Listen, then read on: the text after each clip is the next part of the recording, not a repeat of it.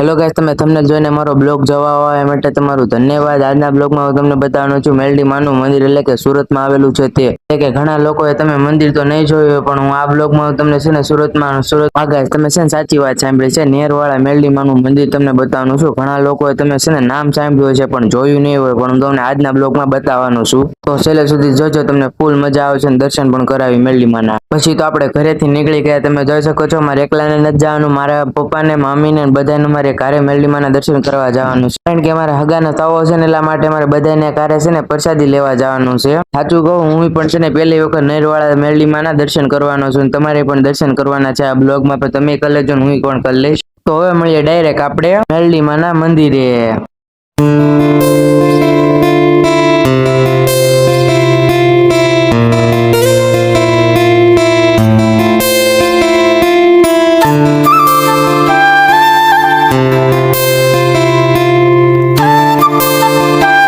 Finally guys આપણે મેલડી માના મંદિરે આવી ગયા, એટલે કે નેરવાળા મેલડી માના મંદિરે આવી ગયા। તમે જોઈ શકો છો આવડું આ મંદિર છે। તમે વિડીયો ઇન્સ્ટાગ્રામમાં તો બહુ જોયા છે, પણ હવે હું આજના બ્લોગમાં તમને હકીકતમાં દર્શન કરાવવાનો છું। તો તમે પણ દર્શન કરી લેજો ને હું પણ દર્શન કરી લઈશ। શરૂઆતમાં તમને જેમ કીધું એમ જ તે મારા બધા મહેમાનો તમે જોઈ શકો છો। અહીંયા આપણે મહેમાન એટલે કે તાવો આપણે અહીંયા કરવાનો છે। તમે જોઈ શકો છો લગભગ તાવો તો થઈ ગયો છે। અમારે અત્યારે પ્રસાદી લેવા અત્યારે જો સામે છે ને પ્રસાદી આપણે થાય છે એ ઉપર જ થાય છે। તમે જોઈ શકો છો કેવડી મોટી વિશાળ જગ્યા છે કે નહીં? તો ગાઈસ બહુ મોટી જગ્યા છે, તમે જોઈ શકો છો। આમ જો પહેલી વખત આપણે એટલી મોટી જગ્યા જોઈ, પણ આપણે છે ને હું તમને એક વાત કહી દઉં, લાઠીમાં જે મંદિર છે ને મેલડી માનું ત્યાં પણ બહુ મોટી જગ્યા છે, અને અત્યારે છે ને અહીંયા મોટી જગ્યા છે। એટલે કે જેટલા સુધીમાં મેં કેટલી વખત મેલડી માનું નામ લીધું ને એ પણ કોમેન્ટમાં કહી દેજો। જો આ બધા મહેમાન છે ને આ બધા અમારે છે ને કારે પ્રસાદી લેવાની છે ને આ ભાઈનો તાવો છે। પછી ભાઈ તો તમને નહીં બતાવી શકું, પણ અત્યારે હું તમને દર્શન કરવા લઈ જાઉં ગાઈસ। જો ગાઈસ આપણે નીકળી ગયા દર્શન કરવા, એટલે કે અહીંયા હવન છે, તમે જોઈ શકો છો। હવન નથી પણ હવન લગભગ હવન જ છે।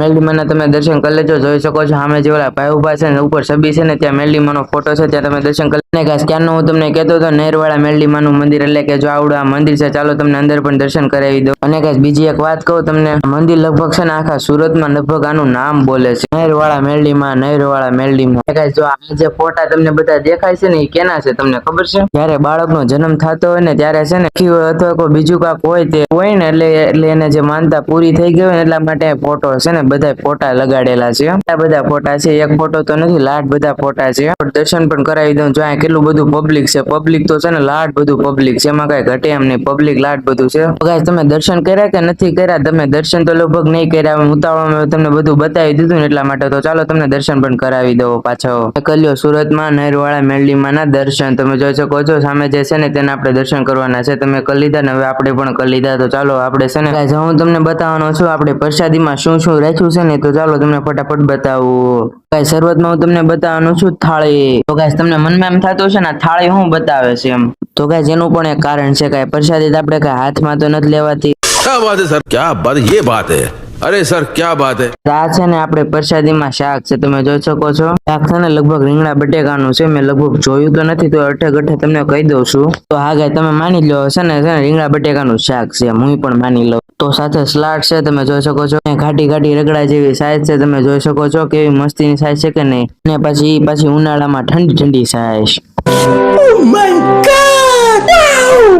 છાશમાં નાખવા માટે જીરું અને મીઠું। આપણે તાવામાં આવ્યા તો એ બધા મહેમાનો છે ને આમ જો બકાલું લખે છે ને ડુંગળી ને એવું સુધારે છે। સલાડ થોડુંક બાકી હતું ને એટલા માટે मजा नहीं आ रहा। એ મોદીભાઈ ક્યાંથી મજા ન આવે તમને? જયારે મેલડી માનો તાવો હોય ને મેં તમને સાપડી ન બતાવી તો મજા ક્યાંથી તમને ન આવે? તમને પણ ન મજા આવે ગાઈસ। તો ગાઈસ જયારે તાવો હોય ને મેલડી માનો તેમાં છે ને મેન સાપડી હોય, તો મેં સાપડી પર તમને બતાવી દીધું। ચાલો હશે ને આપણે બધા પ્રસાદી લઈ લેવી હારવાર। આજ આપણે બધા મહેમાન આવ્યા હતા, મહેમાને પણ બધા પ્રસાદી લેવા માંડ્યા, તમે જોઈ શકો છો। ને આપણે પણ ફટાફટ પ્રસાદી લઈ લેવી।